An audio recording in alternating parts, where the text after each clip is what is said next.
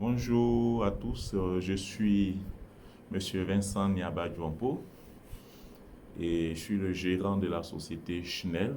Schnell est une structure qui a pour activité l'intermédiation commerciale et financière, mais l'une des activités de Schnell pour laquelle je fais cette vidéo, c'est l'apprentissage de l'anglais de par soi-même ou l'apprentissage de l'anglais en ligne ou le séjour linguistique. Mais cette vidéo que je fais, c'est pour vous parler des principes que vous pouvez utiliser pour pouvoir parler anglais de par vous-même.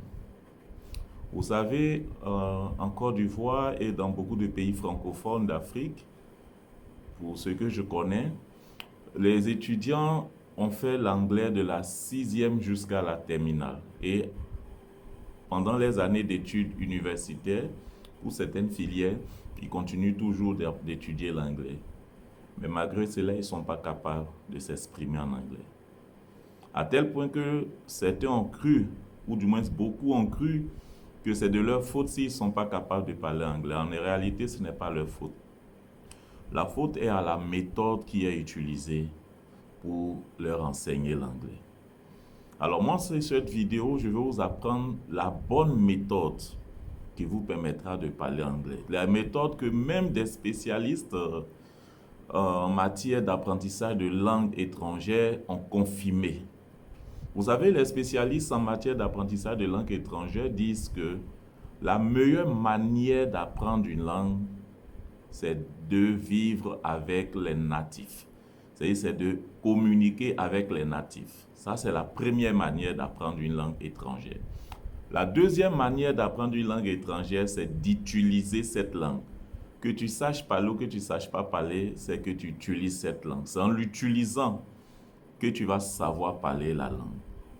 Et la troisième manière d'apprendre une langue, c'est de faire un effort de compréhension. C'est-à-dire un effort pour chercher à saisir le sens des mots que tu ne connais pas, soit dans les dictionnaires, soit avec des gens qui comprennent l'anglais et qui pourront te l'expliquer. Et vous voyez, et moi j'ajouterai ce qu'Aristote dit. Aristote dit que l'excellence vient de l'habitude. C'est ce qu'on pratique chaque jour. C'est en cela qu'on devient excellent. Donc mes chers amis, si vous voulez apprendre une langue étrangère, si vous voulez apprendre l'anglais, si vous voulez maîtriser l'anglais, et que vous ne l'utilisez pas, vous ne la pratiquez pas chaque jour, vous ne l'utilisez pas chaque jour, vous ne pratiquez pas cela avec des natifs, vous perdez votre temps. Vous n'allez rien comprendre. Même si vous voulez, on vous donne 20 ans pour étudier anglais, comme on le fait en Côte d'Ivoire, vous n'allez pas comprendre. Alors, qu'est-ce qu'il faut faire? Et je n'ai plus besoin de vous dire combien de fois l'anglais est très important pour un étudiant ou pour un employé. La plupart des entreprises où on parle anglais, c'est des bonnes entreprises.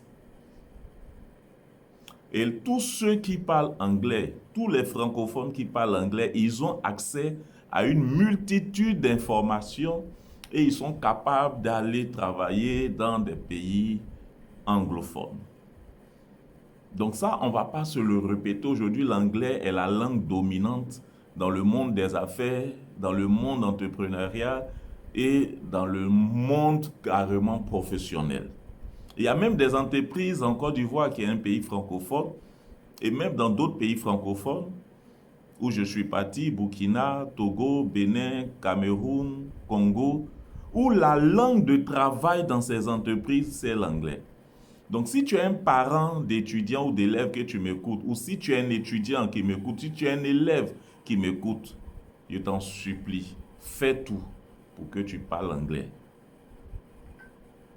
Ne reste pas sans savoir parler anglais. Alors, quand on parle de parler anglais, il y a 4 compétences qui rentrent en jeu. Il y a le speaking, qui est l'expression orale, le parler. Il y a le listening, qui est la compréhension orale, qui est l'écoute. Il y a le writing, qui est l'expression écrite. voilà, qui est l'écriture, le fait de pouvoir écrire en anglais. Et il y a le reading, qui est la compréhension écrite, le fait de pouvoir lire. Ce sont ces 4 compétences, quand on veut parler anglais, qu'il faut travailler.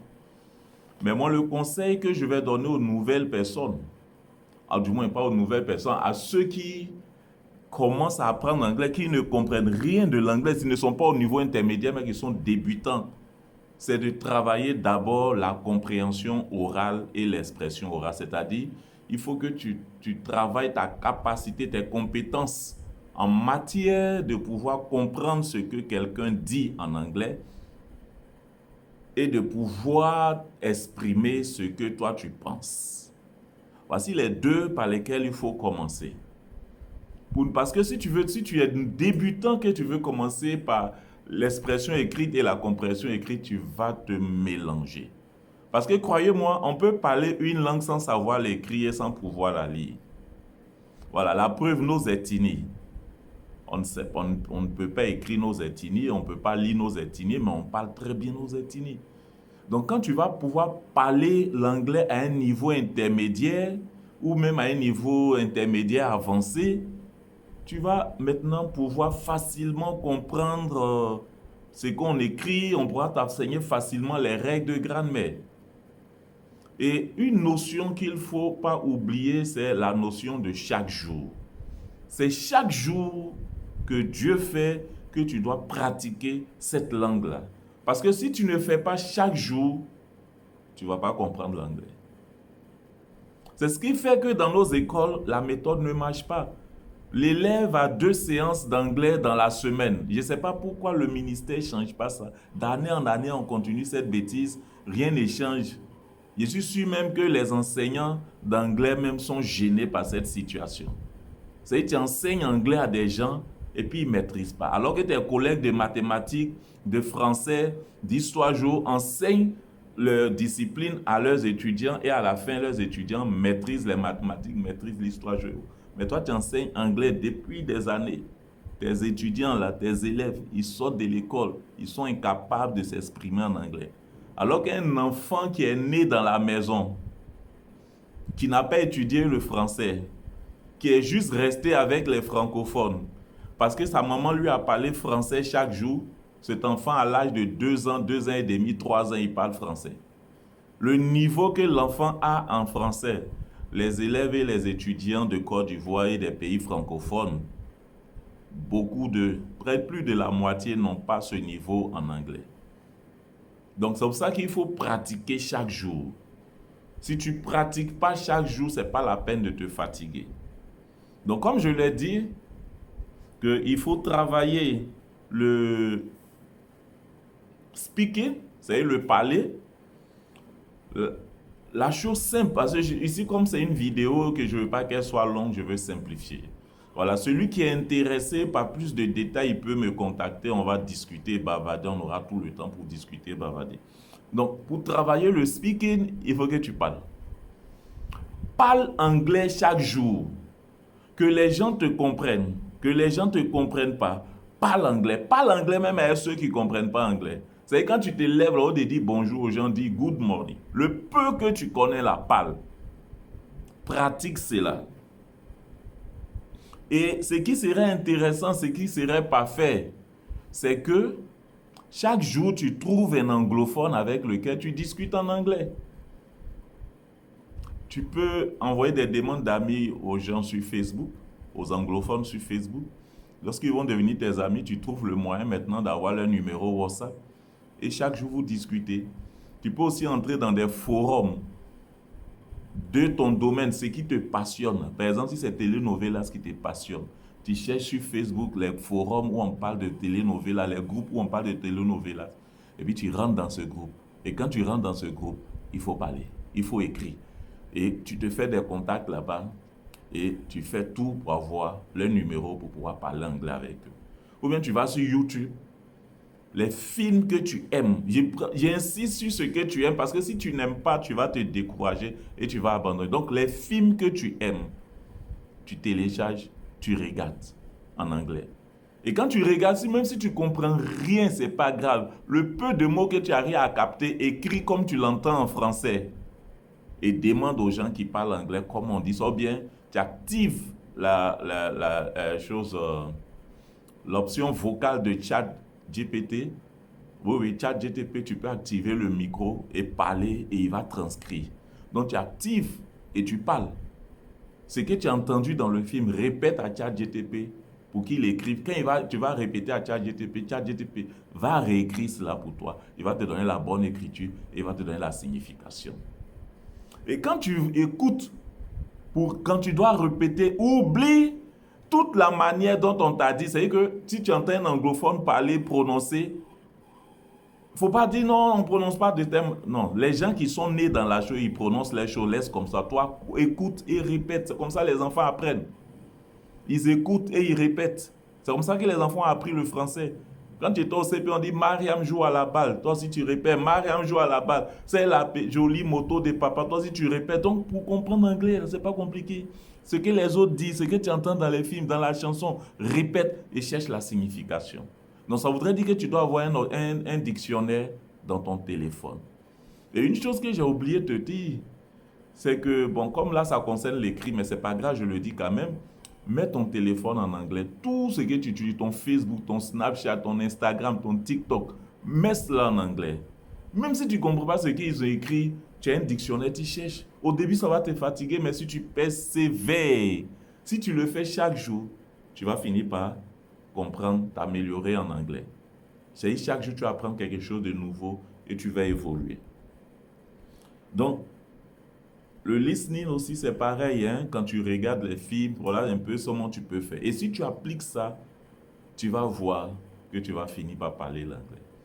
Bon, maintenant, s'il est très difficile pour toi de fait d'appliquer, d'avoir assez de discipline pour appliquer tout ce dont je suis en train de te parler, ce que je te conseille, tu peux souscrire à nos services de compagnons de conversation. C'est-à-dire que nous, on met à ta disposition un anglophone natif qui va t'appeler par WhatsApp chaque jour, 5 à 10 minutes, et qui va discuter en anglais avec toi. C'est-à-dire qu'on va faire ton test de langue pour connaître ton niveau. Et quand on connaît ton niveau, quand l'enseignant t'appelle, il se met légèrement au-dessus de toi. Donc, de sorte que 80% de ce qu'il dit, tu comprends, et c'est 20% que tu ne comprends pas. Et les 20%, quand il finit de t'expliquer ce que c'est, il se met encore à un niveau supérieur. Et au fur et à mesure, il t'élève vers le haut jusqu'à ce que tu arrives à parler l'anglais. Et en plus, c'est fait de sorte à ce que ça ne ressemble pas à un cours ordinaire, classique que tu fais en classe. Voilà, c'est comme si c'est ton pote qui t'appelle chaque jour pour te parler. Ah, comment ça va? Qu'est-ce qui se passe chez toi aujourd'hui? Qu'est-ce que tu as vu? Tu vois, il parle de ça. Et dans notre programme, les 6 premiers mois, on aborde l'anglais général. Et les 6 derniers mois, on te fait l'anglais de spécialité, de ta spécialité. De sorte que quand tu finis les 12 mois avec nous, tu es capable de t'exprimer en anglais général, mais tu es capable de t'exprimer en anglais de ta spécialité. Et en plus, dans notre programme, une fois que tu sais parler, que tu comprends ce qu'on te dit, on passe à travailler maintenant les 2 autres compétences qui est l'expression écrite et la compréhension écrite, c'est-à-dire l'écriture et la lecture. Voilà, donc si tu es intéressé, n'hésite pas, contacte-moi, parce qu'avec nous, quand tu vas payer, l'enseignant natif aura une obligation de t'appeler chaque jour. Alors qu'un ami que tu trouves, ce n'est pas évident qu'il accepte de te parler chaque jour et qu'il accepte même de rabaisser son niveau à ton niveau. Voilà, si tu es vraiment un débutant, si tu es quelqu'un qui voit rien en anglais, je te conseille de nous contacter.